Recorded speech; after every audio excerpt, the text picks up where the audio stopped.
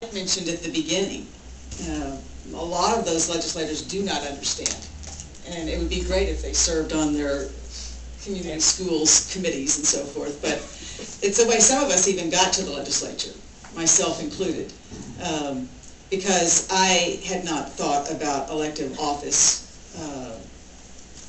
Really, I got involved with my schools. I got involved because of my children.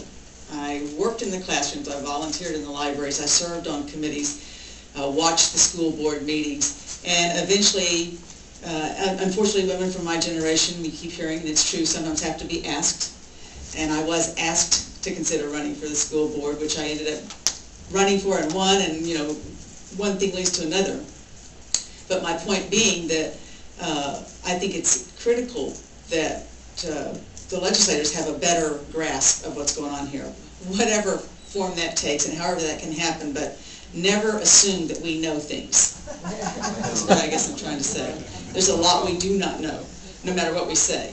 And it's especially important that you talk with your own legislator from your district that you can have a direct relationship with, and that they know who you are and they know who they can call upon when they have questions. It's very, very important. And it's important that they hear stories about what happens in the real world, because those are definitely things that get brought up over and over again to justify some of the things that we do. So, good stories. Obviously, we're in a huge state. One size does not fit all. We know that. We try to make things work that way. We have to have some kind of oversight as a state in terms of our responsibility to create a budget that's used to run the state. So these systems are in place that we have to work with, but it's an artificial system in a sense, because one size does not fit all.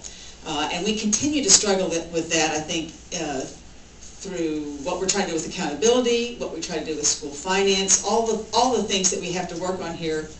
It's just not going to work the way we want it to, because we're a huge state and we're very diverse.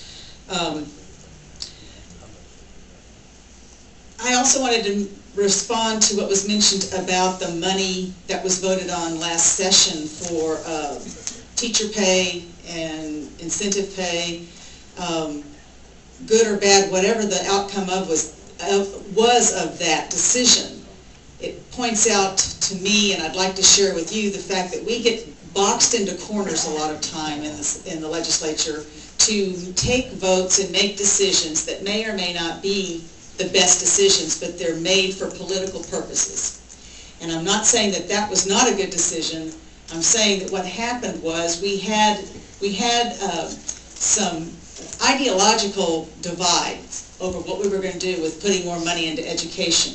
And then so sometimes when one side feels like they can gain some advantage by having us vote on something, we get pushed into a corner to take a vote, rather than having deliberative discussion that really looks at the big picture and what we could do to infuse sufficient money to make sure we had good salaries for our teachers. So we tack on something little that was supposed to go somewhere else to say, well, at least we got something